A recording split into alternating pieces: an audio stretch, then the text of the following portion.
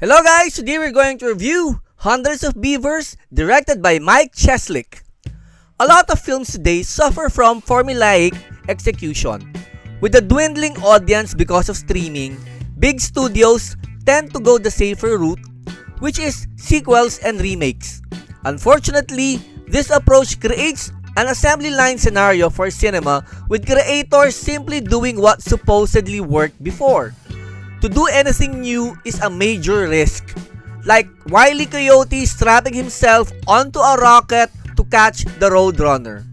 Too bad, Wile E. Coyote often finds himself failing, so the audience is given the same thing over and over.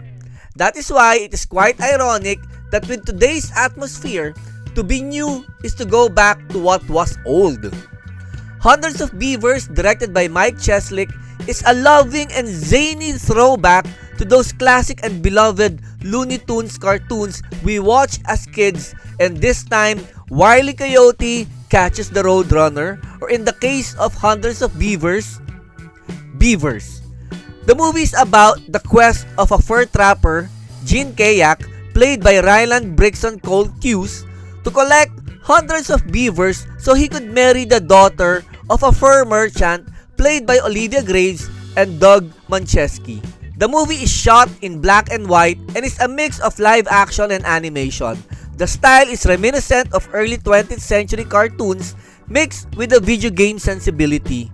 What we get is a visually striking opus that brings us back to our childhood when we were glued to our TV sets. The sound design and score also harken back to those old Looney Tunes shorts we so loved. The movie's use of supposedly old and crude animation techniques actually added to its charm. A lot of the jokes, while primarily slapstick, are inspired. I would have loved to see the storyboards for this one. The story is fairly straightforward and trite, but it is the execution that makes this movie really special. Shot on a shoestring budget of around $150,000, as shown by the mascot costume of the Beavers, this is pure resourcefulness and creativity front and center. The actors also do their jobs well, creating a silent film sensibility that feels authentic. Kudos go to the lead, Ryland, who is able to create a character that perfectly inhabits this madcap and chaotic world. His body and face contort to create what is essentially a human cartoon character.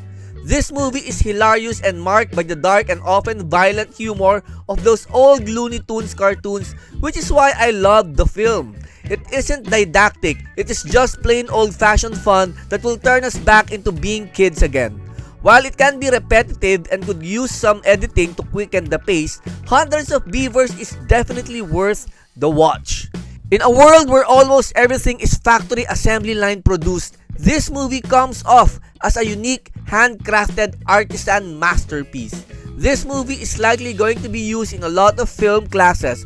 I am sure Chuck Jones, Fritz Freeling, and Mel Blanc will be smiling with this one. Watch this one. It's damn loony. So that's the review for Hundreds of Beavers. This has been Kulas. Thank you for watching Kulas Reviews. And if you like this kind of content, please subscribe to this channel. See you at the cinemas.